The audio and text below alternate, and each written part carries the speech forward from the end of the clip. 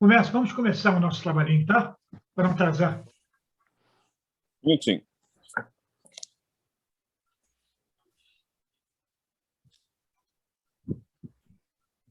Graças a Deus, a Jesus, a Francisco de Paula e ao Pai Jacó. O livro Pão Nosso, capítulo 40, em preparação. Diz o Senhor: porei as minhas leis no seu entendimento, e em seu coração as escreverei. E eu lhes serei por Deus, e eles me serão por povo.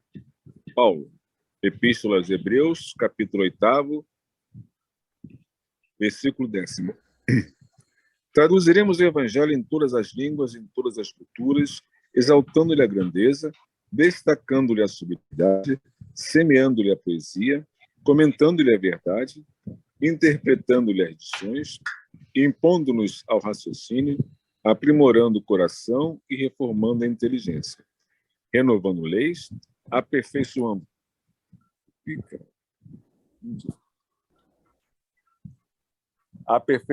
costumes e aclarando caminhos. Mas virá um momento em que a boa nova deve ser impressa em nós mesmos, nos refolhos da mente, nos recessos do peito, através das palavras e das ações, dos princípios ideais, das aspirações e das esperanças, dos gestos e pensamentos. Porque, em verdade, se o céu nos permite espalhar-lhe a divina mensagem no mundo, um dia exigirá nos convertamos em traduções vivas do Evangelho na Terra. Graças a Deus, a Jesus, a Francisco de Paula e ao Pai Jacó. Obrigado, meu irmão. Vamos ler mais uma mensagem de ambientação do livro Caminhos da Alma, de Adeilson Salles. Os caminhos são muitos e cada um tem a possibilidade de escolher por onde deseja caminhar. Algumas pessoas são capazes de ouvir o canto dos pássaros. Outras pessoas só conseguem ouvir a voz da maldade. É sempre a sintonia que cada um decide ter. É preciso despertar para as coisas mais importantes da vida. O ser humano está acostumado a despertar apenas quando chora. É melhor fazer algo antes que as coisas quebrem à nossa volta. É preciso partir para a ação que edifica. Graças a Deus, a Jesus, a Francisco de Paula e graças ao Pai Jacó. Vamos fechar os nossos olhos. Vamos pensar no alto, lá no Francisquinho,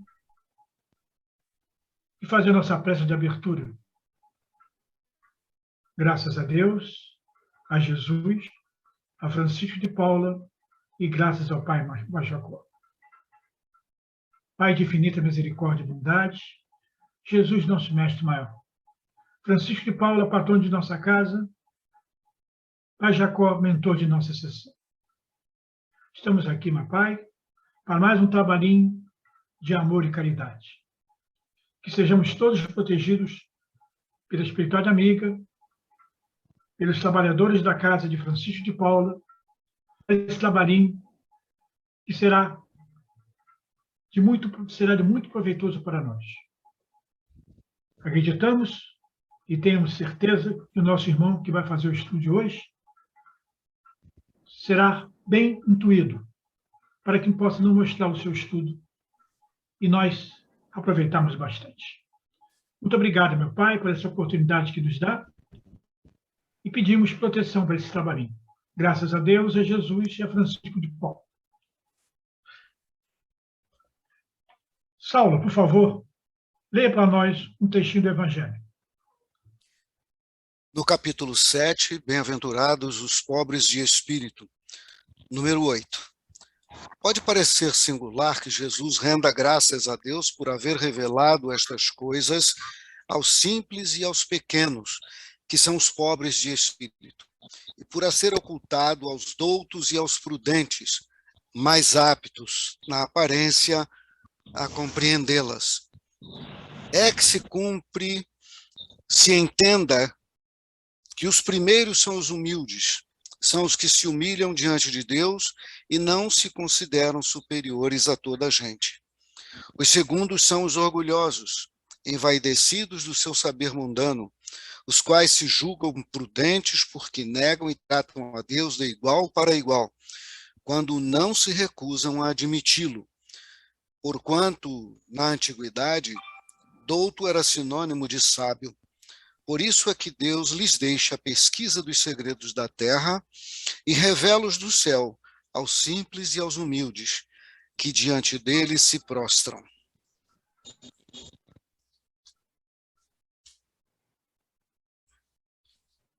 Damos graças a Deus, a Jesus, a Francisco de Paula e ao irmão Jacó.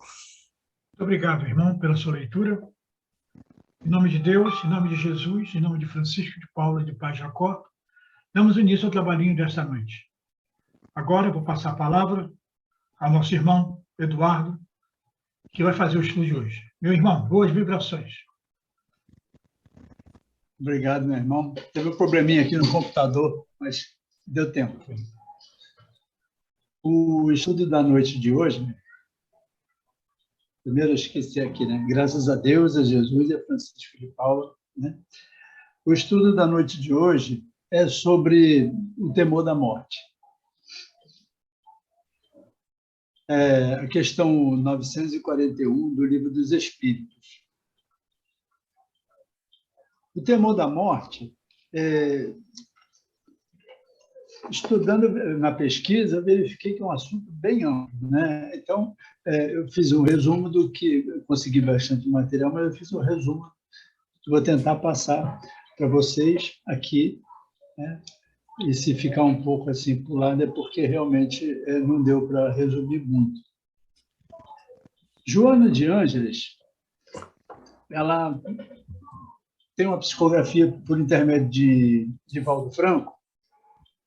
Ela diz assim: além da morte, chegam, sem solução de continuidade, as imensas caravanas de imigrantes da Terra, procedentes dos mais variados rincões do orbe, trazem estampado no espírito os sinais vigorosos que lhes refletem os últimos instantes do veículo celular. Aportam no grande continente da erraticidade, conduzindo a bagagem dos feitos acumulados durante o trânsito pelo mundo das expressões físicas, nem anjos, nem demônios, mas homens que eram, homens que continuam. A desencarnação não lhes modificou os hábitos, nem os costumes, e nem lhes outorgou títulos, nem conquistas. Muitos, quais doentes em processo de convalescência de longo curso, são recolhidos a colônias espirituais que abnegados missionários do amor e da caridade ergueram nas proximidades do planeta, onde se refazem e retemperam as forças gastas para recomeçar, reaprender a exercitar a ascensão aos planos mais felizes. É longo, né, esse trecho aqui. Essa questão do temor da morte, mesmo, nós vamos verificar que ela está ligada intimamente à fé. Muitos só acreditam vendo, né? E logo no Livro dos Espíritos, Kardec colocou assim, em referência a Deus: atributos da divindade. O homem pode compreender a natureza íntima de Deus? Eles responderam: não, é um sentido que lhe falta. Então, a gente vê pelo sacrifício que os missionários têm feito durante todo esse tempo, né? E os homens, na sua ignorância relativa, eles vêm fazendo modificações até mesmo nas escrituras, né? Porque nos evangelhos, os primeiros, era feito no papiro, o papiro era muito caro, então tinha muita abreviatura, né? E a linguagem, depois passou a ser feita em pergaminho, também continuou a abreviatura, aí não tinha pontuação, não tinha nada. Realmente fica muito difícil você ser fiel, né, à escritura original e à intenção da época. né? Mas eu vou tentar mostrar aqui, nesse trabalhinho, que o temor da morte é exatamente uma questão da não compreensão, do aprisionamento do homem encarnado pela matéria. Ele se deixa levar pelas sensações, pelos prazeres, pela preguiça, e vai cada vez mais, isso vai acumulando, ele vai se tornando mais indolente, né? E acaba perdendo a maioria das oportunidades que vão surgindo para ele.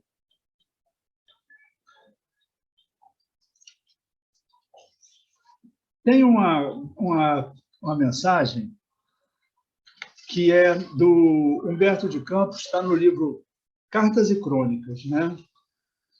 Ele fala sobre o treino para a morte. Isso é um assunto muito interessante, porque nós precisamos, desde já, né? Vamos ver na mensagem de André Luiz, no livro Evolução em Dois Mundos, né? A importância disso. Nós precisamos, desde já, quer dizer, desde sempre, né? Nos prepararmos para a morte, porque ela é inevitável. E a nossa estada aqui é para melhorar. A matéria, está lá na questão 22A do Livro dos Espíritos, aprisiona o espírito. Nós viemos aqui, conforme já falei em outras oportunidades, é para nos libertarmos da matéria e não para ficarmos aprisionados a ela. Se nos deixarmos levar por tudo que for material, nós vamos continuar aprisionados à matéria. E nós não vamos conseguir nos livrar desse planeta. Vamos ficando aqui. E cada vez está piorando mais. Então, tem uma mensagem do espírito Sanson, né? Ele até tem uma mensagem muito interessante que me ajudou bastante quando meu filho desencarnou, no capítulo 5, item 21 do Evangelho, né? E ele era da Sociedade Espírita de Paris, e ele pediu que, quando chegasse a hora dele, né, que eles não tivessem pena, não, que eles fizessem a invocação, que ele queria dar a impressão dele. É muito longo, está na Revista Espírita, de maio de 1862. Aí foi evocado, né? E ele respondeu assim: acorro ao vosso apelo para cumprir a minha promessa. Meu caro senhor Sanson, cumprimos um dever que é também um prazer, de vos evocar o mais cedo possível depois da vossa morte, como havíeis desejado. E o Sanson falou: é uma graça especial de Deus que permite ao meu espírito poder comunicar-se. Agradeço a vossa boa vontade, mas estou fraco e tremo. Aí foi perguntado assim: estava tão doente que só agora julgamos ser possível perguntar como vos sentis. E ele respondeu assim: a minha posição é bem feliz, porque eu não sinto mais as minhas antigas dores, estou regenerado em estado de novo, embora tremo, né? A transição da vida terrena para a vida dos espíritos, a princípio, me havia deixado tudo incompreensível, porque às vezes permanecemos alguns dias sem recobrar a lucidez. Mas antes de morrer, fiz uma prece a Deus, pedindo-lhe para poder falar àqueles a quem amo, e Deus me ouviu. Foi perguntado: depois de quanto tempo recobraste a lucidez? Ao cabo de 8 horas. E foi perguntado assim: estás bem certo de que não mais pertenceis ao nosso mundo? Como constatais? Ele: certamente. Não, eu não sou mais do vosso mundo, mas estarei sempre perto de vós. Que sensação produziu em vós o vosso corpo aqui ao lado? Pobre corpo meu, ínfimos despojos. deves retornar ao pó. Quanto a mim, guardo boa lembrança. Eu tenho que pular aqui, senão... Conservaste o juízo até o último instante? Sim, meu espírito conservou as faculdades. Eu não mais via, mas pressentia. Toda a minha vida desdobrou-se ante a minha lembrança, e meu último pensamento, minha última prece foi para vos falar, o que agora faço. Depois pedi a Deus que vos protegesse. Tendes ideia do que pretendo ler junto à vossa sepultura? Mal eram pronunciadas essas primeiras palavras da pergunta, o Espírito respondeu sem deixar que o quesito fosse completado, e respondeu mais, sem ser perguntada, uma questão que se havia estabelecido entre os assistentes, quanto à oportunidade de ler essa comunicação no cemitério. Meu amigo, eu sei, pois vos vi ontem e vos vejo hoje, e minha satisfação é muito grande. E agradeceu. E durante a cerimônia da inumação, né, ele mandou mais essa mensagem. Que a morte não vos apavore, meus amigos. Ela é uma etapa para vós, se tiverdes sabido viver. Uma felicidade, se tiverdes merecido dignamente as vossas provas e as tiverdes cumprido convenientemente. Repito, coragem e boa-fé. Não ligueis aos bens da terra, senão medíocre valor, e sereis recompensados. Não se pode gozar muito sem atentar contra o bem-estar alheio e sem causar a si próprio um imenso mal moral. Que a terra me seja leve. Então, amigo, é aquilo que eu comentei no início, né? Que a matéria, ela é traiçoeira. Nós estamos aqui mergulhados na matéria, mas estar aqui também é uma prova violenta, porque tem o esquecimento, né? Então, tem também... eu vou passar logo essa mensagem aqui do André Luiz, no livro Evolução em Dois Mundos. Ô, Marcos, me avisa aí o horário aí, tá? É no capítulo 11. Ele fala sobre a histogênese espiritual. Assim também, a criatura humana, depois do período infantil, atravessa expressivas etapas de renovação interior até alcançar a madureza corpórea. Não obstante, apresenta-se com a mesma forma exterior, porquanto, somente após o esgotamento da força vital no curso da vida, através da selectude ou da caquexia, por intervenção da enfermidade, é que se habilita a transformação mais profunda. No ciclo da cadaverização da forma somática, que é o corpo, né, sob o governo dinâmico de seu corpo espiritual, padece extremas alterações que, na essência, correspondem à histólise das células físicas, ao mesmo tempo, e que elabora órgãos novos.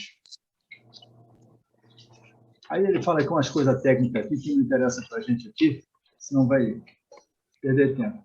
Pela histogênese espiritual, os tecidos citoplasmáticos se desvencilham em definitivo de alguns dos característicos que lhes são próprios, voltando temporariamente, qual se atendesse a processo involutivo, a condição de células embrionárias multiformes que se dividem através da cariocinese, plasmando em novas condições a forma do corpo espiritual, segundo o tipo imposto pela mente. Olha só, a mente. A mente, no momento do desencarne, ela tem um papel importantíssimo.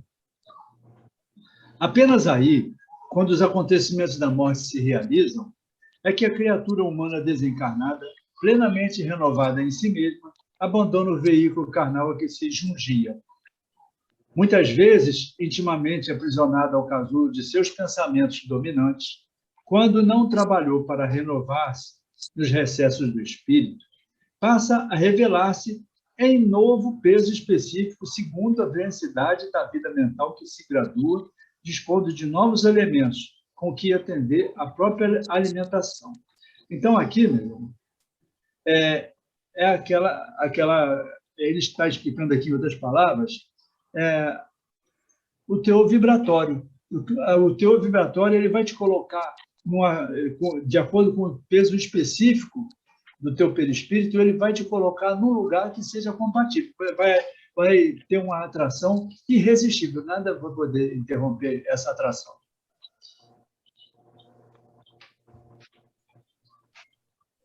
Metamorfoseada, lembra daquele cantor que dizia que ele é uma metamorfose ambulante? Raul Seixas. Eu sou uma metamorfose ambulante. Metamorfoseada, pois, não obstante o fenômeno da desencarnação, a personalidade humana continua além do túmulo, o estágio educativo que iniciou no berço, sem perder a própria identidade, somando consigo as experiências da vida carnal, da desencarnação e da metamorfose no plano extrafísico.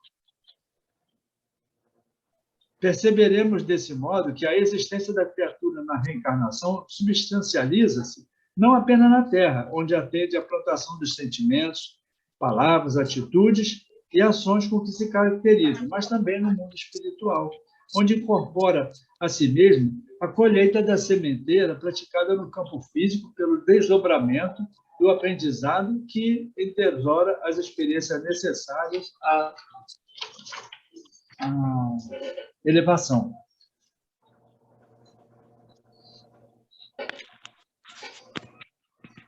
No livro Os Mensageiros, no capítulo 12,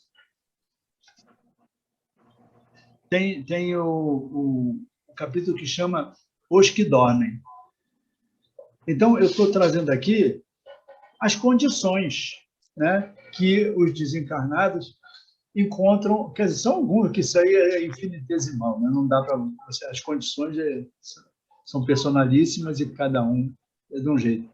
Mas algumas, né, do que nos foram relatadas, que as pessoas, quando desencarnam, elas chegam no plano espiritual. No livro Diversidade dos Carismas, a médium Regina, o irmão dela, ela conseguiu um contato com o irmão dela, no desdobramento, e ela lembrou disso.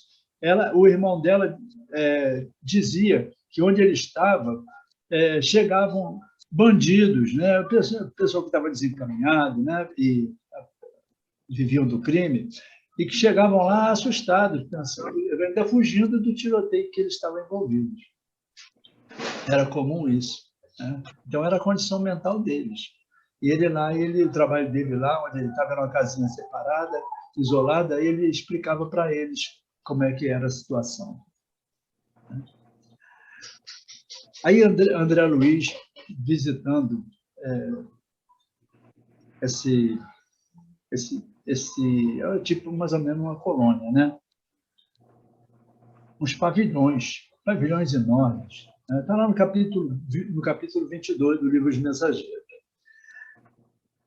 Eram uns galpões que se estendiam na conta dele, para trazer uma medida para a gente, mais ou menos por 3 quilômetros de extensão. E ali estavam aqueles irmãos que desencarnaram, né? E André Luiz fez uma pergunta assim: explicar-me por Deus, que vemos aqui? Estamos acaso na moradia da morte depois da morte? Porque aqueles irmãos que estavam ali, a maioria deles, né, praticamente todos, não tinham entendido o desencarne e foram levados para ali. Quando ele perguntou se estava dentro da morte, sim, André, este sono é verdadeiramente avançada a imagem da morte.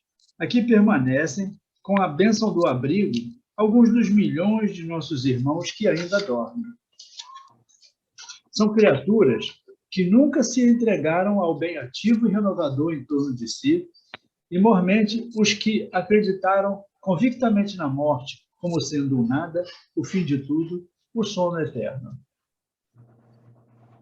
Aquilo que a gente está acostumado a saber, né, que morreu, acabou, né? Ou então morreu, vai dormir até o dia do juízo final, né? tem esses ensinamentos. É isso aqui. Aqui. Alguns escapam, mas alguns ficam aqui. Os que nos círculos carnais, homens e mulheres, creem na vida eterna, ainda que não sejam fundamentalmente cristãos, estão desenvolvendo faculdades de movimentação espiritual e podem penetrar as esferas extraterrenas em estado animador, pelo menos quanto à locomoção e juízo mais ou menos exato. No entanto, as criaturas que perseveram em negação deliberada e absoluta, não obstante, por vezes, filiados a cultos externos de atividade religiosa, que nada veem além da carne, nem desejam qualquer conhecimento espiritual, são verdadeiramente infelizes. Muitos penetram nessas regiões de serviço como embriões de vida, na câmara da natureza sempre divina. Um amigo nosso costuma designá-los por fetos da espiritualidade. Entretanto, a meu ver, seriam felizes se estivessem nessa condição inicial. Aqui a gente não tem condição de avaliar qual é a condição que esses irmãos estão lá, né? Com certeza estão numa condição muito difícil. Eles dormem porque estão magnetizados pelas próprias concepções negativistas. Permanecem paralíticos porque preferiram a rigidez ao entendimento. Mas dia virá em que deverão levantar-se e pagar os débitos contraídos. A fé sincera é ginástica do espírito. Então, meus irmãos, esse daqui é um dos exemplos das condições que nossos irmãos chegam, né? Mas temos também... Tem tempo aí, Maria? Eu não gravei a hora. Tem? Temos também uma outra condição, né? Por exemplo, o desencarne de Dimas que nós temos conseguimos receber esse presente, né? Que isso aqui é um presente dado pela espiritualidade, né? Pelo livro de Obreiro da Vida Eterna, né? Por André Luiz, né? E ele relata o desencarne do Dimas. Dimas estava atacado de cirrose, fígado desorganizado, estômago, rins, tubos coletores enrijecidos, sintoma de gangrena, coração trabalhava com dificuldade. Então, eu separei aqui trabalho. É um trabalho complicado isso aqui, esse negócio de desencarnar dá trabalho para os irmãos da espiritualidade. Porque, olha só, e vocês veem que nós nunca estamos abandonados, né? Olha só, resumo teórico. Né? Há 3 regiões orgânicas fundamentais que demandam extremo cuidado no serviço de liberação da alma. Quer dizer, chegar ali, desligar o corpo, né? Desligar o espírito, né? O perispírito do corpo físico, né? O centro vegetativo ligado ao ventre, como sede das manifestações fisiológicas. Tudo isso aqui tem que mexer. O centro emocional, zona dos sentimentos e desejos, sediado no tórax. Isso tudo também é coisa que nós temos que gerenciar também. Né? O centro mental, mais importante por excelência, situado no cérebro. Isolamento do sistema nervoso antes de iniciar o desligamento das 3 regiões acima descritas. Jerônimo, com auxílio de André Luiz, que ficou com as mãos colocadas na fronte do enfermo, fez as seguintes operações magnéticas no sistema nervoso. Insensibilizou inteiramente o vago. A seguir, utilizando passes longitudinais, isolou o sistema nervoso simpático. Neutralizou as fibras inibidoras do cérebro. A desencarnação de Dimas, feita por Jerônimo, né, acompanha o resumo teórico do item 1, quer dizer, o centro vegetativo lá. E aqui ele fala, entra aqui em detalhes, sabe como é que André Luiz é, né? Emmanuel, nos dá o ensinamento assim: toda religião admite a sobrevivência. A doutrina espírita não apenas patenteia a imortalidade da alma, mas também demonstra o continuismo da evolução do ser em esferas diferentes da Terra. Toda religião afirma que o mal será punido para lá do sepulcro. Aí a gente fica com medo. Quem é que não deve? A doutrina espírita não apenas informa que todo delito exige resgate, mas também destaca que o inferno é o remorso na consciência culpada, cujo sofrimento cessa com a necessária e justa reparação. Toda religião ensina que a alma será expurgada de todo o erro em regiões inferiores. A doutrina espírita não apenas explica que a alma, depois da morte, se vê mergulhada nos resultados das próprias ações infelizes, mas também esclarece que, na maioria dos casos, a estação terminal do purgatório é mesmo a Terra. Eu sempre falo que aqui é o purgatório, onde reencontramos as consequências de nossas faltas, a fim de extingui-las através da reencarnação. Toda religião fala do céu como sendo instância de alegria perene. A doutrina espírita não apenas mostra que o céu existe por felicidade suprema no espírito que sublimou a si mesmo, mas também elucida que os heróis da virtude não se imobilizam em paraísos estanques e que, por mais elevados na hierarquia moral, volvem a socorrer os irmãos da humanidade ainda situados na sombra. Toda religião encarece o amparo da providência divina às almas necessitadas. A doutrina espírita não apenas confirma que o amor infinito de Deus abraça todas as criaturas, mas também adverte que todos receberemos individualmente, aqui ou além, de acordo com as nossas próprias obras. E aqui eu digo, né, que eu até mencionei isso antes, a ficha cai para nós quando a gente já está devendo muito, né? A gente, na mocidade, faz um monte, né? A gente vai passando e não está nem aí, né? Aquela história de querer viver a vida, faz tudo errado e vai só acumulando problema. Lembra, Mario?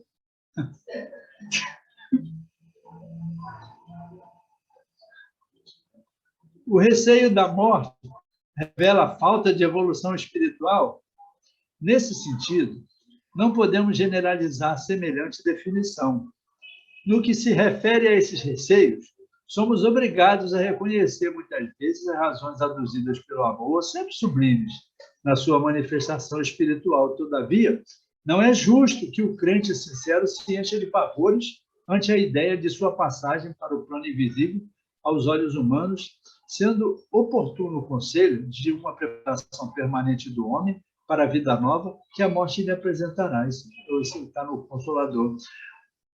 E a gente já sabe do Chico Xavier, do negócio do avião, né? Aí, numa entrevista aqui, ele falou assim, perguntaram a ele, e o que o homem, como Chico Xavier, pensa da morte? Ele teria medo de morrer? Olha só o que ele falou. Morrer em si não dá medo. Geralmente, sentimos na posição de quem entende o processo de desencarnação. Mas, na maioria das vezes, nós, segundo informações dos amigos espirituais, não chegamos a sentir a presença da morte, porque eles nos dizem que todos os dias nós fazemos o exercício da morte através do sono e da ressurreição pela manhã, quando despertamos e levantamos o nosso corpo. Está no livro Entender Conversando com Chico Xavier. Mas o avião foi diferente, né? Aí ele também entrou na pilha de todo mundo ali. Ele não estava com vontade de ir ainda, né? Então, meus irmãos, já está quase na hora de terminar. Tudo isso daí, nós espíritas, o que é que nós sabemos? Para o espírita que ele frequenta o centro, ele escuta as palestras, ele tem que pensar diferente, né? Ele tem que trabalhar para poder entender direito como é isso daí. E a gente pode até dizer até assim que é um sistema, né? Ele se baseia na fé humana, na fé divina. Você tem que ter o quê? A fé divina, né? A fé humana, isso aqui já é o Evangelho, né? A fé humana é aquela que se concentra nos interesses materiais e na satisfação das necessidades terrenas. A fé divina é aquela que se apoia nas coisas espirituais, na vida espiritual futura, essa é a palavra-chave, hein? Onde o homem acredita que há uma vida futura, além da morte, e que tem a certeza de que pode realizar ações boas e nobres, e encontra nessa fé a força necessária para a vivência da caridade, da renúncia, da abnegação, da dedicação, do amor a Deus sobre todas as coisas, e ao próximo como a si mesmo, de forma incondicional. Nós encontramos no item 12 do capítulo 19 do Evangelho, né? A fé é o sentimento inato no homem da sua destinação. É a consciência das prodigiosas faculdades que traz em germe, no íntimo, o princípio em estado latente, mas que deve germinar e crescer através da vontade ativa. Kardec, também no Evangelho, no mesmo capítulo, diz que, vulgarmente, a fé não se prescreve. Esse a gente, estudando, a gente gravou isso, né? De onde resulta alegar muita gente que não lhe cabe culpa de não ter fé. Sem dúvida, a fé não se prescreve. Nem o que é ainda mais certo não se impõe.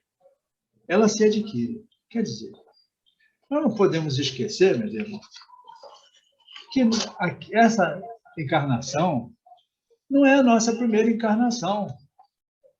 Se forem 1000, é pouco ainda, né? Então, a doutrina espírita nos traz ensinamentos e exemplos, fundamentando-se nos ensinamentos de Jesus e trazendo um novo entendimento ao que já existia. Na época de Moisés, parará, Jesus. Assim é que nos leva à fé raciocinada.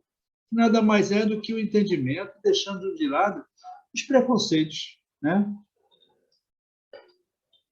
Quando a gente menciona aqui a fé raciocinada, nós temos que lembrar que a doutrina espírita ela é a ciência, é a filosofia e a religião,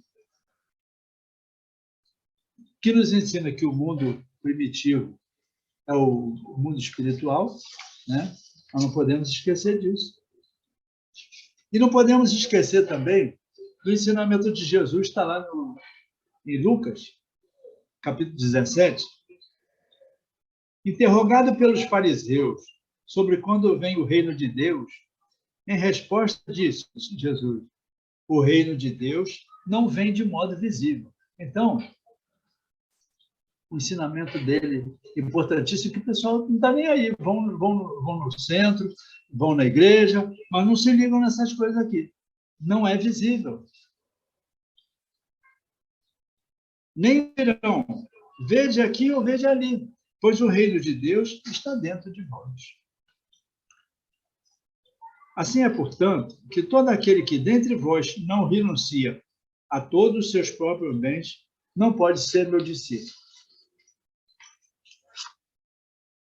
No Evangelho, no capítulo 3º do Evangelho dos Espíritos, ele nos ensina, né? E também no capítulo 14,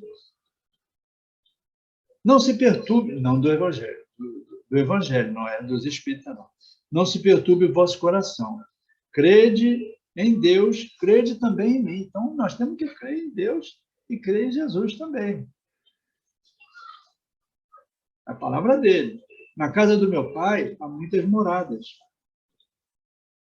E se eu for e preparar um lugar para vós, venho novamente. Vos tomarei para mim mesmo. Mas ele não vem buscar cada um de nós cada vez, né? Sabemos disso, mas muitas pessoas não sabem disso.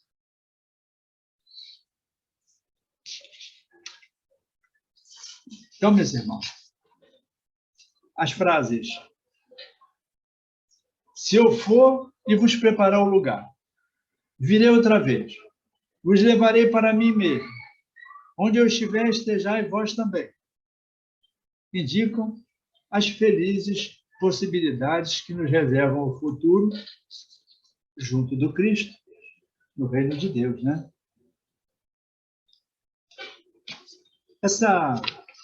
Algumas, por exemplo, a transfiguração no Monte Tabor foi muito importante ali para aquela época, né, para o pessoal de lá, né? E para nós também, que ficou gravado, eles conseguiram trazer essas informações para nós. Mas com o tempo, os espíritas, né, o trabalho dos espíritos, que são incontáveis, né, eles estão trazendo esse esclarecimento para nós, né? Todos nós já desencarnamos muitas vezes, estivemos no plano espiritual, fomos instruídos, porque a caridade de Deus ela está em todos os lugares do plano extrafísico. Não tem um só lugar que a caridade não esteja sendo feita. Mesmo nos planos de sofrimento, a caridade ali está sendo feita. Né, mesmo? Então, é isso que eu tinha para falar para vocês. Tinha mais um pouquinho, mas não posso me estender mais. Com a graça de Deus, Jesus e Francisco de Paulo. Obrigado, meu irmão, pelo seu estudo, muito esclarecedor. Parabéns. Então, agora, meus irmãos, vamos nos concentrar e fazer a nossa prece de radiação. Prece para os irmãos encarnados. Graças a Deus, a Jesus, a Francisco de Paula e graças ao Pai Jacó. Pai amado, Jesus, nosso Mestre Maior, Francisco de Paula, patrão de nossa casa, Pai Jacó, mentor de nossa sessão e demais trabalhadores da Seara de Francisco. Estamos aqui num só pensamento, emanados em seu nome, para a nossa prece de radiação do nosso trabalhinho de hoje à noite. Pedimos, inicialmente, perdão pelos nossos atos e nossas fraquezas, que tenhamos a capacidade de perdoar, usando o bom senso sempre. Isso é muito importante para o nosso coração.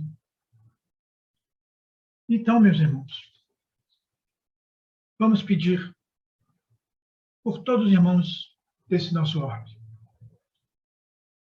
Os irmãos saudáveis, os irmãos em sofrimento, os nossos parentes, nossos amigos, os nossos entes queridos, que todos possam ser abençoados pelo Pai Maior.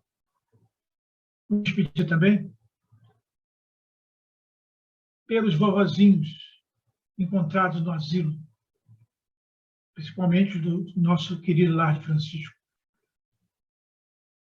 Pelas crianças que estão abandonadas na rua, necessitando de um lar. Por todos os empregados, que todos sejam abençoados também pelo nosso Pai Criador.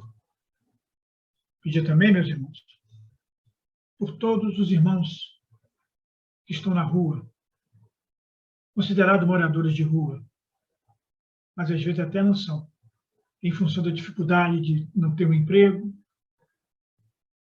não ter um lar. Vamos pedir por eles, que também sejam abençoados, protegidos e amparados. E pedimos por todos os irmãos que estão em sofrimento, em suas casas, nos hospitais, por doenças físicas, por doenças da alma. Tendo o Dr. Bezerra de Menezes em sua falange, ajudando os médicos da Terra a cuidar desses enfermos. Que eles recebam esse bálsamo de energias boas, que possam ficar curados. Meus amigos, nós estamos vivendo ainda um período muito difícil. A pandemia não acabou. Ainda temos muitos casos de Covid e muitas mortes ainda. Embora está diminuindo, mas não acabou. Vamos pedir por toda a humanidade que eles se conscientizem disso, porque a pandemia não acabou.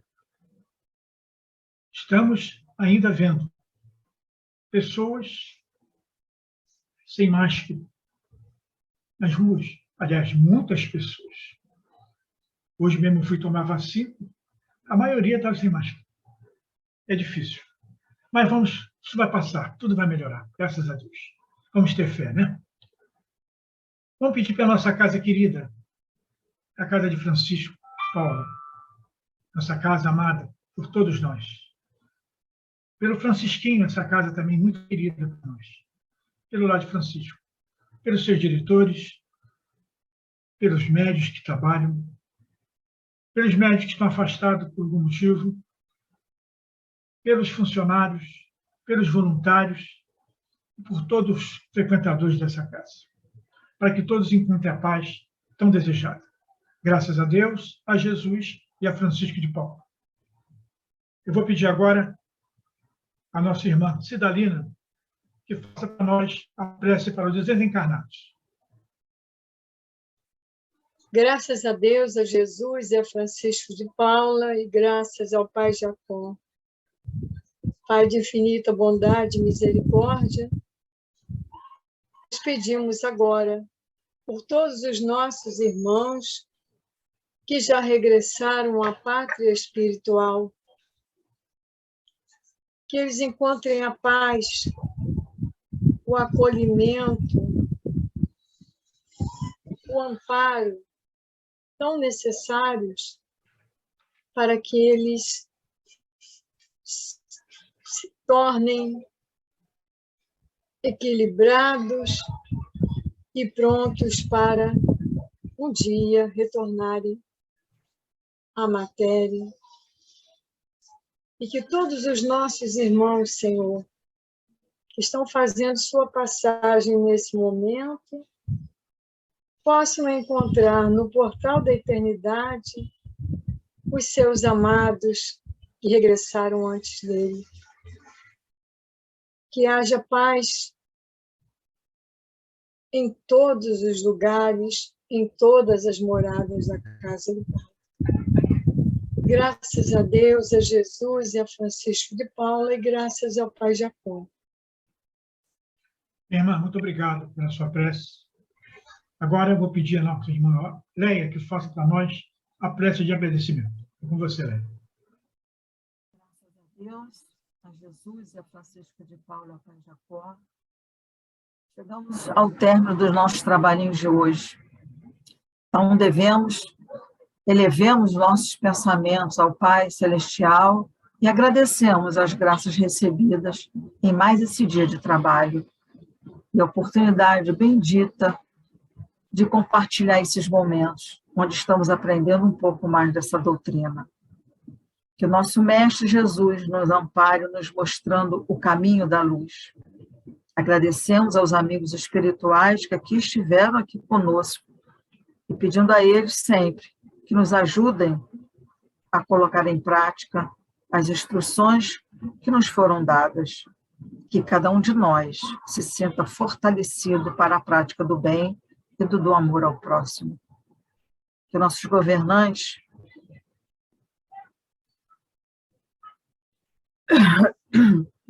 de todos os povos e nações evitem a guerra e promovam a paz e a concórdia em nosso planeta. Que tenhamos fraternidade, tenhamos o amor ao próximo, respeito ao próximo. Que assim seja. Graças a Deus, a Jesus e a Francisco de Paulo. Muito obrigado, irmã Leia, pelo sua prece. Meus irmãos queridos e queridas, estamos encerrando o nosso trabalhinho.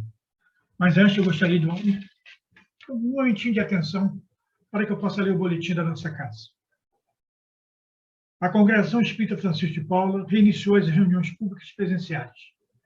Terças, 9 horas, quintas, 20 horas, sextas, 17 horas, e domingo às 15h30. Atenção, uma nova sessão será aberta no próximo dia 3 de maio, próxima terça, às 20 horas. Para assistir às sessões presenciais de terça à noite, quinta e sexta-feira, acesse a página inicial do nosso site e clique no local correspondente para se inscrever. Caso encontre dificuldade, envie mensagem para o WhatsApp 99807-3120.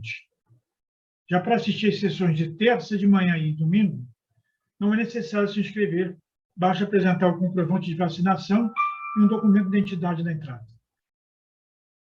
As sessões presenciais de terça-feira de manhã retornaram ao seu horário original, isto é, às 9 horas.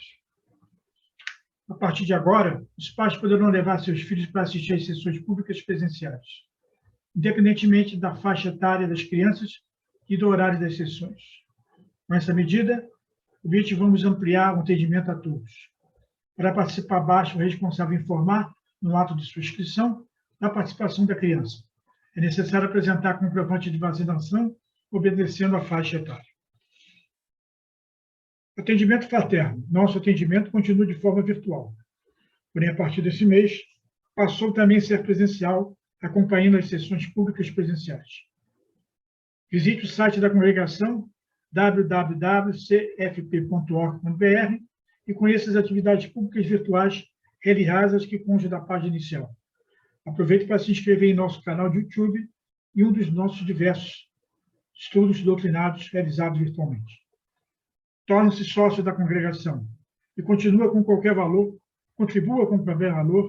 para a manutenção de nossas atividades, principalmente o Lar de Francisco, procure a tesouraria. Médios voluntários. Venha fazer parte da equipe de atendimento ao enfermo. Os interessados devem entrar em contato comigo mesmo. Telefone 988-999931. Meus irmãos, estamos precisando de médicos para o trabalho. Está faltando médico para o nosso trabalho. Ainda estamos no telefone, fazendo ligações. Mas em breve faremos visitas presenciais. Aí vai ter que precisar médico mesmo. Senão, vai ser difícil o nosso trabalho.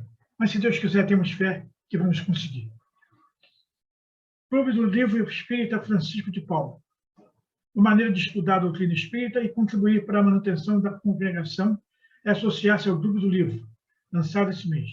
Acesse o site da congregação, escolha na página principal a opção para se inscrever e conhecer mais detalhes.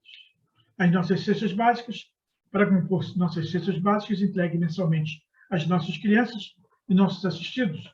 As doações podem ser feitas de duas maneiras: através de depósito de qualquer valor em uma das contas da congregação, enviando comprovante para o WhatsApp 997866525, ou, se preferir, diretamente na congregação. Precisamos de feijão, arroz, café e leite em pó. O enxoval dos bebês. Agradecemos a doação de sabonete infantil, fraldas de pano, calça de pezinho, conjunto de pagão, macacão curto e macacão comprido. Entregas na congregação. O Lar de Francisco. Nossos idosos necessitam de terapeuta ocupacional para o atendimento de acordo com a disponibilidade. Agradecemos a doação de gás, algodão, atadura, pomada Dessane e fralda geriátrica de tamanho GEGXG, preferencialmente da Bifral, e de luvas da Apex, tamanho MG. Roupa íntima, GEG, feminina e masculina. Esparadrapo micropólio. Entregas na congregação ou no lar. Rua Filgueira de Lima, 99, Riachuelo, de 10 às 16 horas. O Jornal Caridade, disponível em versão digital, acesse divulgação / Jornal Caridade. Recadinhos importantes, meus irmãos. Então, chegamos ao final. Bom, fiquem em paz e voltaremos na próxima segunda-feira, às 20 horas, ou próxima quinta, às 19. Um abraço a todos, fiquem com Deus e até a próxima. Tchau.